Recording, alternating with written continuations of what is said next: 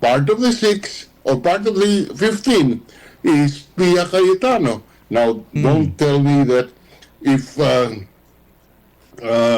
Alan seeks the Senate presidency, Pia will not vote for him. Now you have J.V. Ejercito saying that he and four more would bulk the majority or would remain bulk the majority.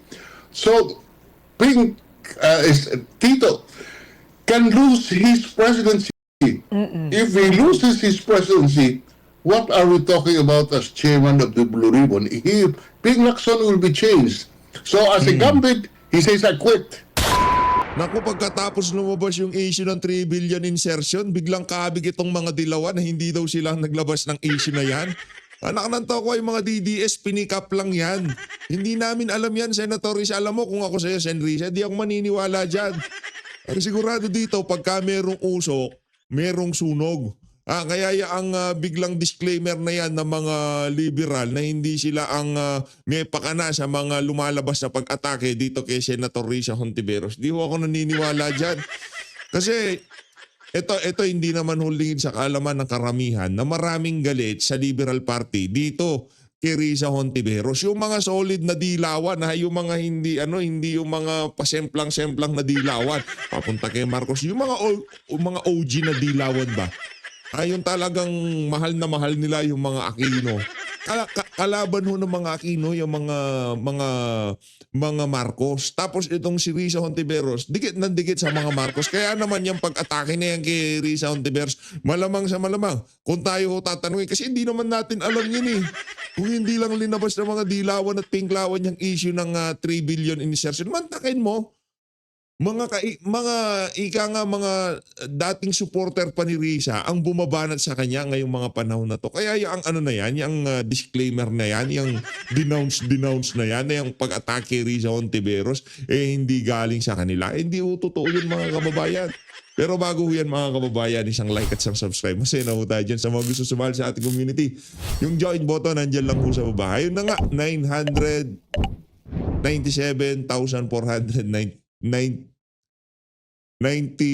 subscriber na ho tayo. Dito sa video na to, pag-uusapan ho natin ng interview nitong si former Senator Franklin Drilon dito kay Karen Davila at itong si Tito Soto pala, sorry. Yung mga pinagagawa niya kasi, di ba? Na ho siya ramdam na ho niya na the end is near. Yan. Kumbaga ang pag-suspende na yan sa session, pagtigil sa session hanggang sa Sabado, estratehiya niya lang ho yan para hindi niya mabitawan ng pwesto. Kasi anumang oras mula ngayon, pagka nagsesyon, merong isang tumayo, binakante ang pwesto ng Senate President, ligwa ko yung mama na yan.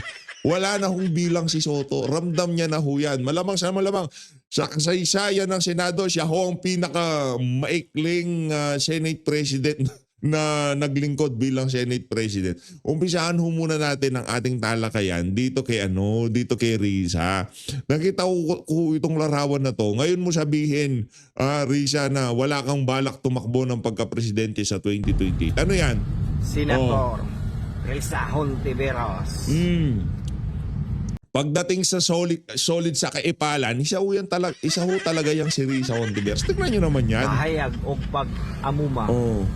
Grabe naman yan. Talagang ibinandera yung pagmumukha ni Risa sa likod ng truck. Wag lang sanang bumangga yung truck na yan. Anak ng tokwa, tignan nyo naman ho. Pambihira Yan ho talaga ang sobrang pag-iipal, di ba? Tutulong ka na lang, ipangangalandakan mo pa. Pagkatulong ka na, huwag na yung pangalandakan, tahimik ka na lang. Kung merong makapuna, nagpasalamat, salamat, thank you. Okay na yun. Diba, huwag mo nang, dapat ako makita nyo, dapat tutulungan ko kayo. Hindi ko kasi natin style yun. Yung style natin, parang yung Tatay Digong. Kung tumulong ka na, huwag mo nang pagkalat. Diba? Kaya ngayon, pagka mayroong nakapansin, tumulong ka pala, ha? Ganun lang. Wala man yan. Para.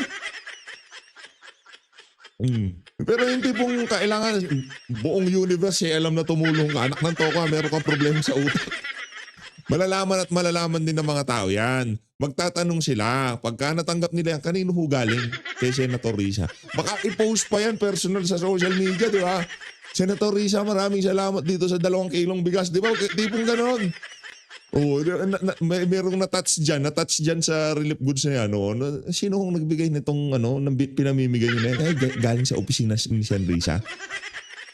Kayo na humbala kung gusto nyong magpasalamat o di ba? Pero hindi na ho namin linagay. Ayaw ho niya, hindi ho siya epal eh. Di ba? Meron ganun eh. Pero itong si Senator Risa, yung kaepalan niya, sukdulan hanggang buwan. Anak ng Petrang Garabata. O, lipat ho tayo dito kay Tuta Soto. Ano na naman ba itong kabalbalan na to? Kaaga-aga yung mga nababasa ko na to. O, ito, tanghali na pala, sorry. Puya to kasi tayo kagabi. Ito mga kababayan.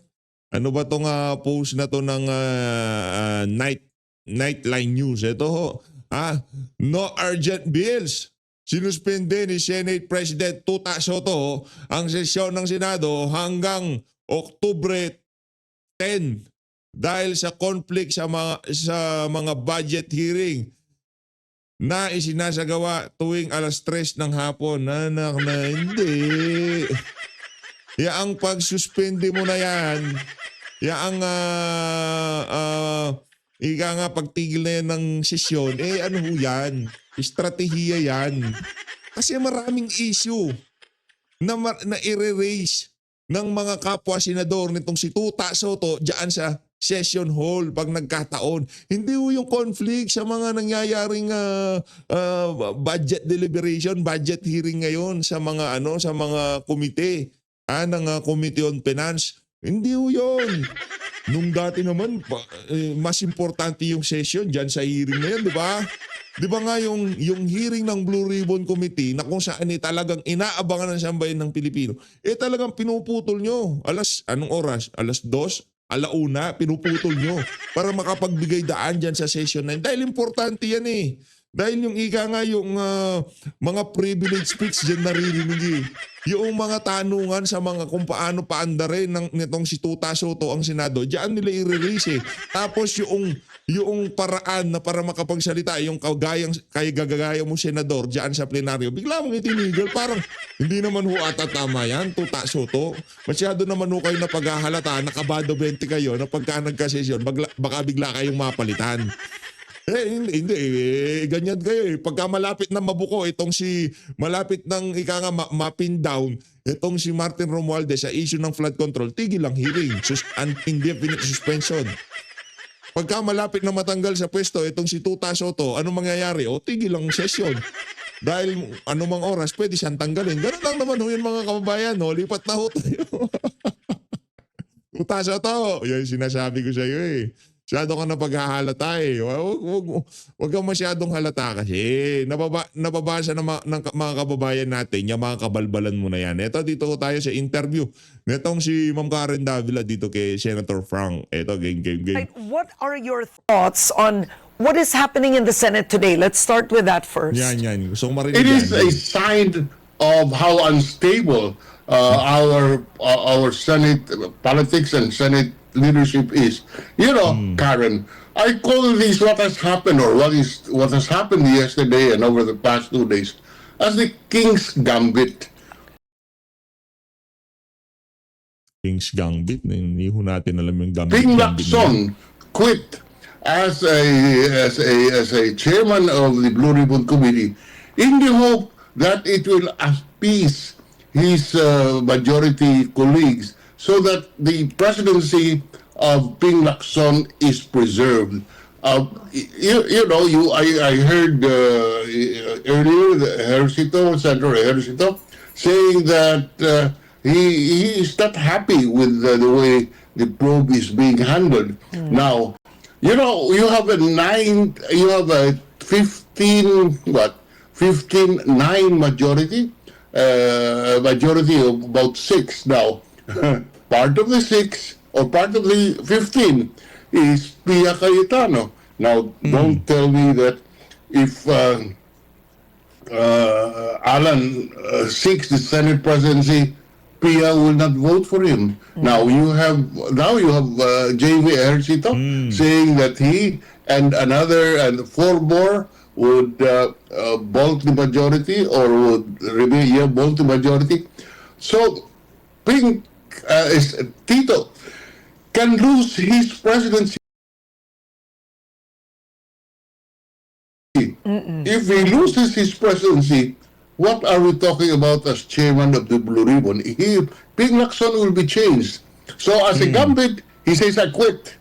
I don't know if Ramdam na nitong si Ping. Ramdam na niya na alam na niya, napupursin na niya eh.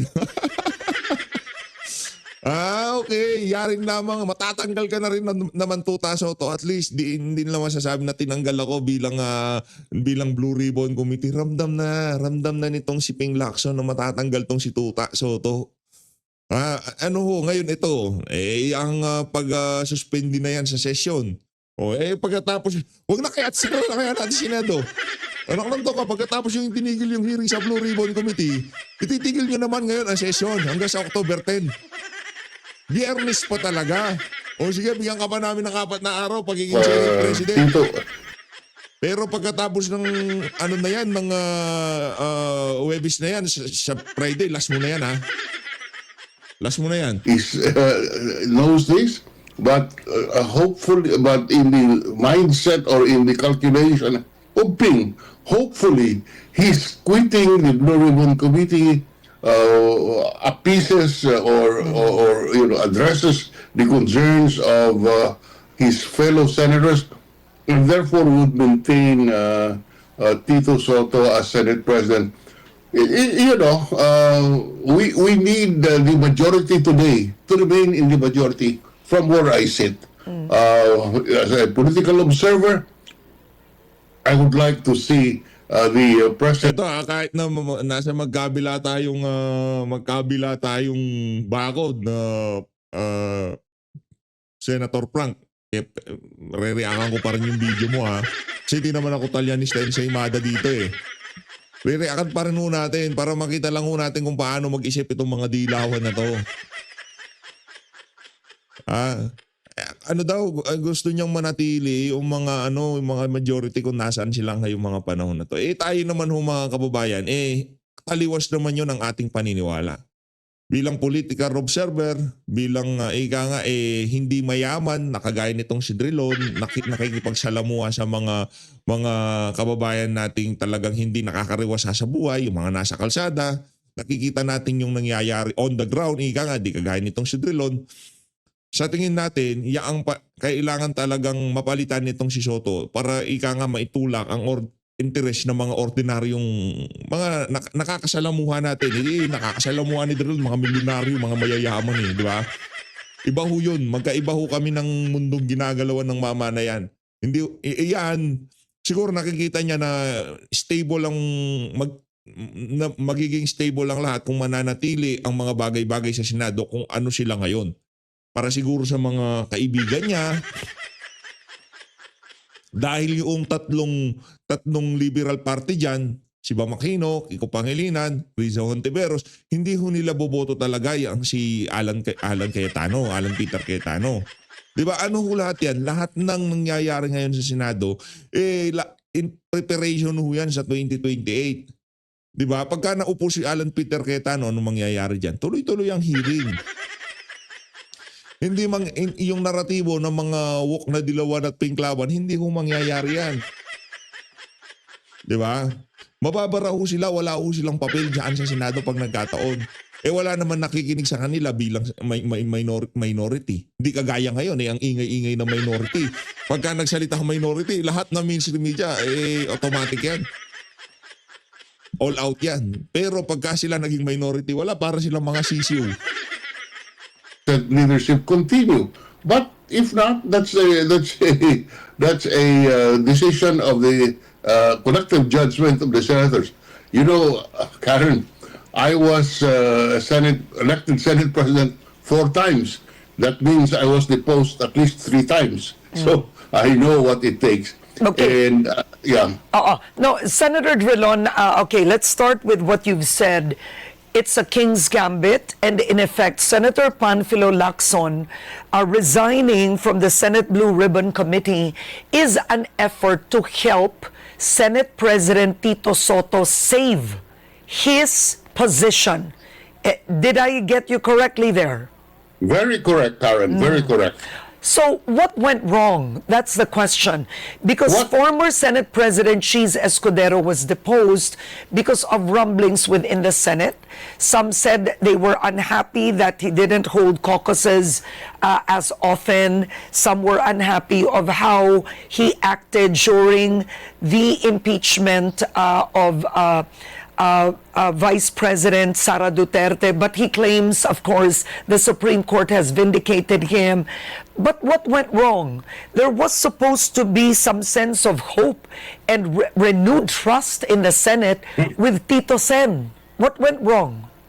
What went wrong is the fact that Ping Lacson did not think out, probably in the heat of the work, let us think out of the effect of his statement when he said almost all the senators had Yan. insertions.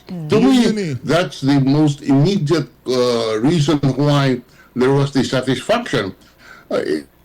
Karen, let Yan na nga ho ba sinasabi natin. Ang problema ho kasi dito kay Ping, sumusobra ho siya sa daldal. Diba? Kung ano man ang pinagsasabi niya, yan tuloy nagalit sa kanya mga kasama niya. Hindi mo na, yung mga bagay-bagay na yon, hindi mo na dapat sabihin yun. Pero dinaldal pa rin ho niya, pwede mo naman sabihin, lahat naman ng mambabatas, lower house, upper house, merong insertion. Pero ang sinasabi natin dito, hindi naman masama ang insertion. Lininaw mo kaagad sa iyong hangarin na makapagpapogi, sa iyong hangarin na ika nga ikayo ang magmukhang bida, ayun na nga, di ba? Nagalit sa inyo yung mga kasamahan nyo sa Senado, sa inyong dalaw nitong Siskol Bukol. Yun ang ini-aim talaga nitong dalawa na to, sila lang ang magmukhang banal. O galit yung mga kasama nila, galit lahat sa kanila ngayon. Tinigil lang session sa Biyernes na lang daw dahil kesyo bibigyan daan itong mga committee hearing na to sa budget deliberation, sa budget hearing. Pwede naman isingit yan Mas importante yung session kasi yan ang paraan para mapalitan ka, Soto. elaborate a bit. An amendment, the insertion is an amendment to a proposed legislation. The amendment is part of the power of the member of Congress. What is wrong is in the execution. I repeat that. The power to insert or amend the General Appropriations Bill is part of the mandate of a legislator. It is in the execution of these amendments and the failure of those who are supposed to exact accountability that has caused all this mess. Karen, I have never seen a corruption of Kahit si Senator Frank nga, meron ka rin naman insertion dati, di ba, Senator Frank? Alam ko meron din yan yung gymnasium ba sa Iloilo? Kalimutan ko na, pero di ba, Sen, kung di ako nagkakamali correct me if I'm wrong comment ka na lang dyan sa baba. Di ba meron ka rin naman insertion? Pero nagmaterialize yung project, wala problema yun. Overpriced, hindi overpriced, di natin alam. Pero importante dito, nagmaterialize yung project na gagamit ng taong bayan, kaya hindi masama insertion. Tama mali, Senator Frank. of this magnitude in the budget. And this is really unfortunate. We should punish those who are guilty of corruption in the execution of these projects. The district engineers, the DPWH, the congressman whose intention it was, or senator whose intention it was to really steal money, they should be punished. But I will defend the right of every senator or congressman to amend through what is now termed as insertions. They have the right to do that. But, you know, and there are protective measures along the way to check abuses. Example, the president can exercise the line item veto or the president can exercise the power to release later not immediately whatever insertions there are. This is how it balances in a democratic system. Congress has the power to authorize. The president has the power to veto. The president has the power to withhold releases. So it should work in a democratic system. The problem is sometimes there is connivance, as in this case. I think there is a connivance between the legislators who propose the amendment with malice aforethought, and there is neglect or pressure or even collusion between certain agencies in the executive branch and the legislature. So, but it is not that there is no remedy. We can remedy this, we can prosecute, we can put fear in the hearts or in the minds and hearts of these malicious public officials.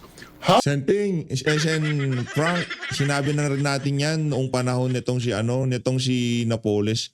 Noong ang panahon ni Napoles, meron pa mga nakulong na government official. Hindi ako tayo naniniwala dyan. Parusang bitay ang kailangan dyan o palitan ng presidente o iupo si BP Sara para malaman naming usapan. Sigurado pagka si BP Sara trumabaho dyan, sigurado planchado yan. Sa tingin ko, meron ng iniisip tong si BP Sara. Halimbawa ako presidente ngayon, nangyari tong kabalbalan na to, nung gagawin ko. Yung mga ganun iniisip ni BP Sara. Gawin natin si presidente si BP Sara. Tingnan natin kung paano niya sasalansanin tong mga ano na to. Wala na maraming cheche-bureche. Nagsusumigaw ng mga ebidensya, nakarantoka, nakapatek Philip, naka-Rolex. Hindi naman yun masustain ng kanilang mga sweldo sa pamahalaan eh. O anong gagawin natin dyan? No? Simple lang. Nagkasala kayo, ninakaw nyo sa pera na sambay ng Pilipino, merong nagurgur dyan sa ginawa nyo na yan, pagbayaran nyo. Anong kabayaran? O si BP na bahala doon. At kung ano man ang gagawin kabayaran dyan, siyang ayon tayo dyan. Diba? How? By Pwedeng itali sa sa manggang puno ng antik, di ba? Yung mga malalaking langgam. O, itali natin doon. Pakain natin sa langgam yung mga magnanakaw na yan. Oh, hindi pong nakatali lahat sila yung i-broadcast natin. Kaso pagka nakatali, itakpan natin ng tape yung bibig para hindi maingay. Di ba? Alam nyo mga kababayan, sabihin naman napaka-brutal naman ni PH. Mga kababayan, ha? Yung mga nag-iiyakan pagkatapos ng baha dahil nawalan ng mahal sa buhay, mas masakit ho ang nararamdaman nun. Yung mga yung pinag-ipunan mo, pinagtrabahuhan mo ng ilang taon nang dahil lamang dito sa pagnanakaw nitong mga government official na to, nalubog ang baha mo, nasira baha mo, tinangay ng ilog ang bahay mo, wala, yayari ka dyan, di ba? Mas masakit ho nararamdaman ng mga yon. Kaya kung itali natin sa mangga na puno ng langgam yung mga yan, ayos lang yun, problema. Di ba, si Saldi ko itali natin. Yung mga itlog-itlog ng antik, lagay natin sa ulo niya. Hindi, halimbawa nga lang, kung kunyari, ang naging parusa sa paano ka lang gagawin ng in aid of legislation na yan, kung sino mang mapatunayan na nagnakaw ng pera na sambayanan, itatali sa mangga na puno ng antik, yan mas matindi ho yun eh. Talagang yung sakit, mararamdaman mo eh. Sakit to nun eh. Kasi nararamdaman natin yung pagka umakit tayo ng mangga, tapos kumuha na tayo yung medyo mahinog-hinog, di ba? Tapos puro ng antik. Ang sakit nun. Oh. enforcing the law. That is what is wrong today. There is already impunity because nobody believes that anyone can be punished under the system that we have. Wala. Wrong. If the Antik ang public kalaban. officials do what they're supposed to do, we can remedy the situation. Okay. Let's start first. This is for the viewer. The word amendments and insertions in the budget now have Yan, been yan. given Gusto ko yan. an evil connotation, right? But amendments and insertions also don't mean the same technically. Ang amendment, pagbabago sa Tagalog. Ang insertion, siningit. Diba? So, iba yon. Yung pagbabago, nag-amend ka ng budget dahil sa paniniwala mo, eto, mas maganda dito, kailangan. Ang insertion, parang ang dating, isiningit mo to dahil it almost has a scheming and dark meaning to the word na parang it's done in the dark or in secret. Parang ang insertion, parang ang dating tinatago mo yun. Ang amendment, binago mo pero alam ng lahat. Tama ba yun? Pareho po yan. Amendment or insertion. Pareho po yan. Excited na excited sumagot itong si Senator Franklin Drilon. Alam na alam niya kasagutan. Ang bira, oo. Insofar as the Kabisadong kabisado yung insertion tsaka yung amendment. Galing. grant of the power is concerned, an amendment is an insertion. It's an insertion in the budget, is an amendment in the ordinary law, in ordinary legislation, but both are bills that are passed by Congress in its power to legislate. But let me finish. It is in the implementation of this amendment or insertion nagkaloko-loko na because number one, the plenary or the BICAM itself should have disapproved such insertion. Pangalawa, even assuming that the system of scratch my back and scratch yours prevails, when it gets to the president has the power to exercise a line item veto, meaning that particular item is vetoed without vetoing the whole the general appropriations bill, or mark it for later release, FLR. In these two cases, then the amendment does not, or insertion does not work. And number three, if it fails, then you have the agencies such as the Ombudsman and the COA who are supposed to check on this. So, the error or the failure of the system is because of the people manning the system. Okay, but then for the 2025 budget, amendments were made during the BICAM. So technically, Senator Drilon, that is allowed, right? That is a function of being a legislator. But with the small committee, that's where billions of insertions were made.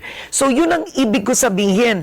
Ang amendment, kapag nasa BICAM and out in the plenary sa sistemang tama, tanggap po ito. Pero kapag ipinasok ng patago doon sa small committee, yun ang problema. Tama, sir? Yun ang problema pero hindi yan illegal. That is a problem, but that is not illegal. That is not unconstitutional. You cannot legislate and pass a law which says that you cannot amend the versions of the House and the Senate in the BICAM. The Supreme Court has already ruled that the bicameral conference committee can insert new provisions. There are supposed to be checks. The report of the small committee can be disapproved by the BICAM as a whole, or if approved by the BICAM as a whole, it can be disapproved in plenary. So even frankly, if approved on plenary, it can be vetoed by the president. Even if approved by the president, it can be the release can be withheld. So that's how it is. So technically, are you saying because a lot of the alleged corruption and insertions happened in that small committee, supposedly with Zaldico, former Senate President Chis Escudero, Speaker Martin Romualdez, Senator Grace Poe, yung apat sila na naging dalawa na lang daw. Are you saying that technically the BICAM didn't do its job? The budget secretary didn't do its job. Even the president didn't do its job.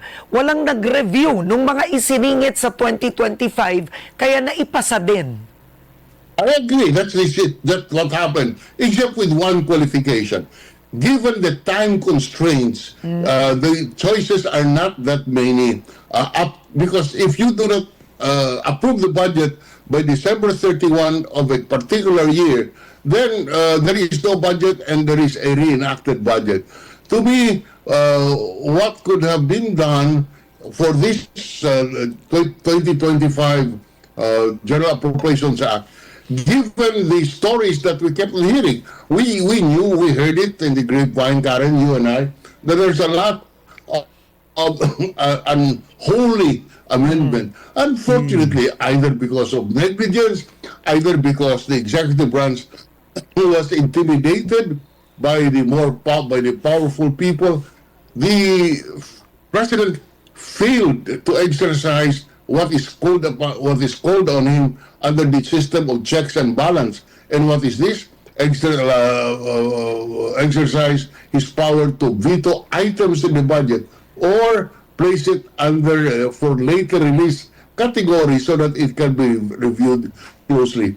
So that's how that's how our system goes because of the constraints on the budget. Example, Karen, if the 2026 proposed budget is not approved on time, the 2025 budget or General Appropriations Act is reenacted with all the kalokohan inside. So that is what they are guarding. That is what the lawmakers and the executive branch faced.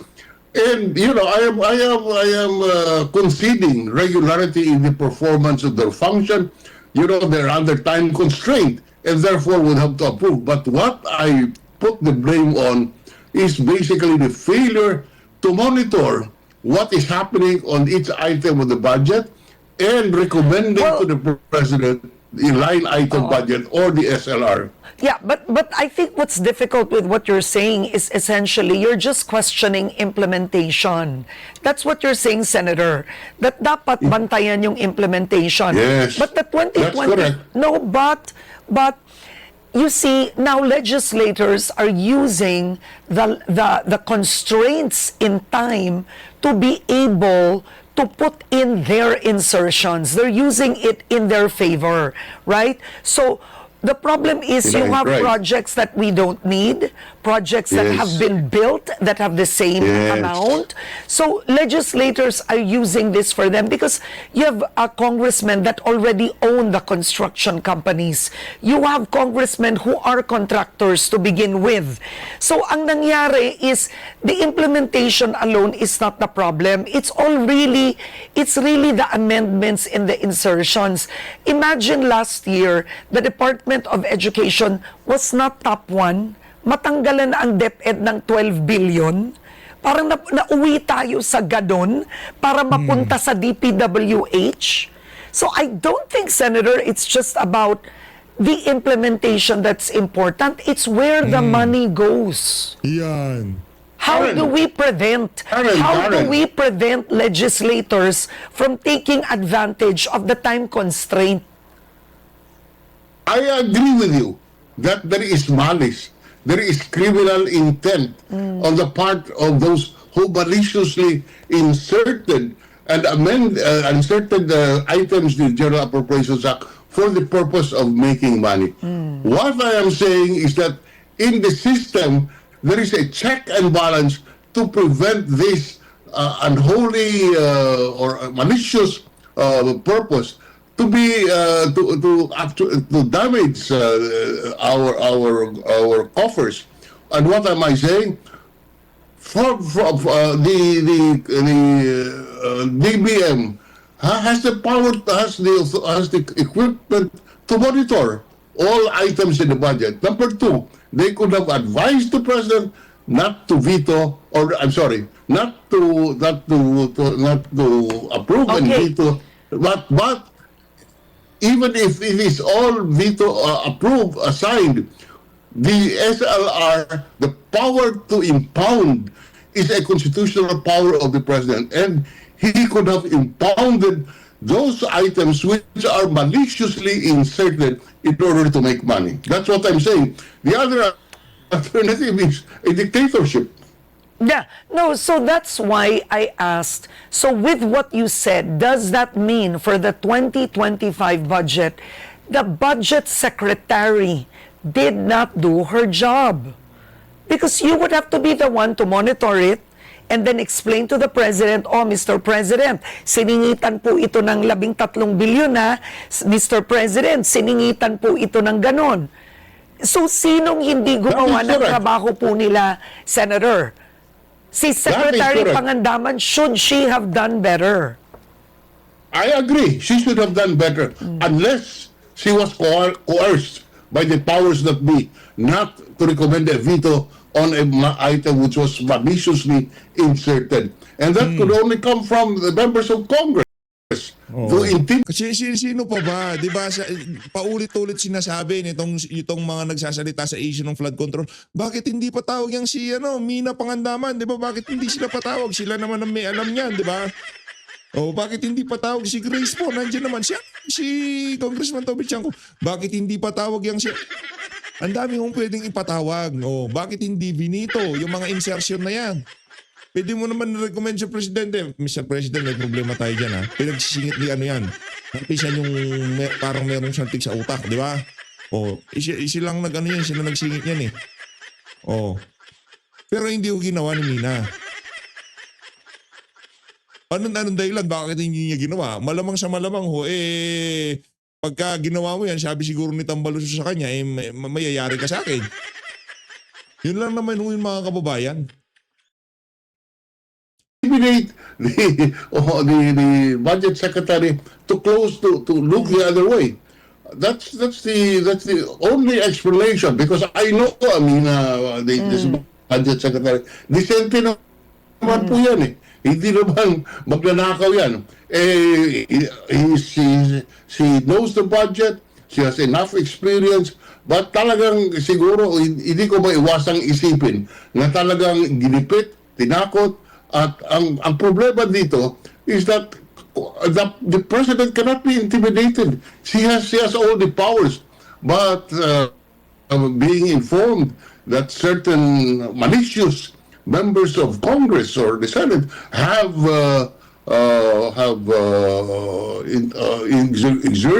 exercised undue influence, that is something that could have been prevented.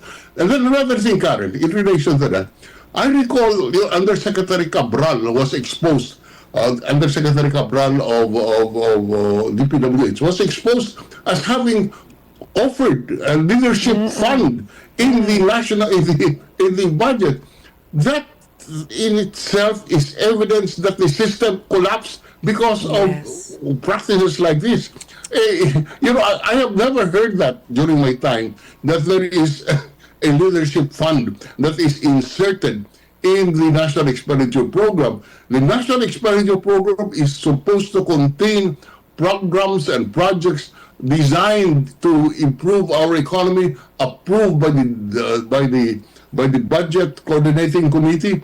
And there is no place for such a thing as leadership fund. What does this indicate? That there is already the system of check and balance was already collapsing, and that is why you carry that was the initial budget of the president in the authorization, and in the authorization, part of which is the approval of the budget. The system collapsed because either Amina was intimidated or Amina was negligent. All right. Ayun. Hindi, yung intimidated at saka negligent sa tingin.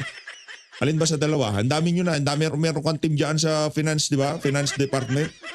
Meron kang tao para sisilipin yung mga pinagsisingit eh. Siguro hindi siya negligent, doon siya sa intimidated, malamang sa malamang.